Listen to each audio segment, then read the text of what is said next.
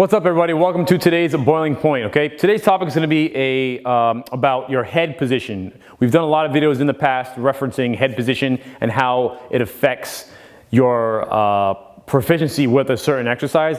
But today I also want to talk about your eye position, in particular when you're doing a kettlebell swing. This is an exercise that I see a lot of people doing wrong, and regardless of the amount of times you can coach and mention to people, a lot of people still think that you have to keep your head up when you're hinging or squatting, okay? So on the descent of your kettlebell swing, some people will have that head in a good position, but then they'll glance up with their eyes. So when you glance up with your eyes, your head starts to lift, okay? One thing that we do as people is when our head is in this position, we have a tendency to arch our back, okay? Really accentuate the natural curve that we have in our spine. The bad thing about that is when I do that in this position, I'm putting a lot more lumbar stress. Gravity is pulling down and it's pushing from here straight down, okay? What we want to try to maintain is a neutral spine position as best as possible. So that doesn't necessarily mean a complete straight line from the top of your head down to your tailbone. It means you're braced really hard. We can really engage your core.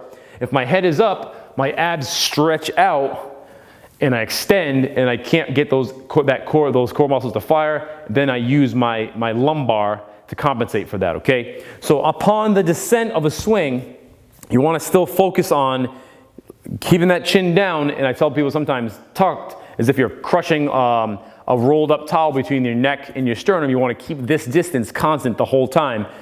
But you also want to let your eyes follow. Where your eyes go, your body's going to follow, okay? So as I get this bell through, it's pulling me through, and I'm looking at it literally as it comes down, okay? Let me just reset for a second. So I'm going to do it again, but I'm going to look up at the top, okay? I'm going to bring my head up.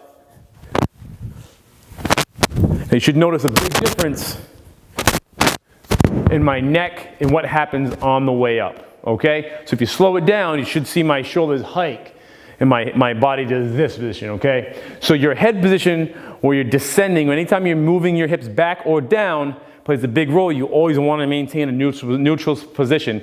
Another exercise that people think you have to have your head up on is when you're squatting, okay? Especially in particular a back squat. I run into this issue a lot when talking to a lot of youth athletes, and they'll be back squatting on their own or at their school, and they were coached to bring that head up, which is a big no-no because, again, you're putting a lot of lumbar stress on the body, okay? So focus on your eyeball position, also your chin position, okay? I tell people, too, belly button and your eyeballs should move in the same plane, okay? That's going to make sure that your spine is straight, and also you can really get that core to engage and help keep that power through your hips throughout that whole range of motion. Let us know how that works for you if you tried it.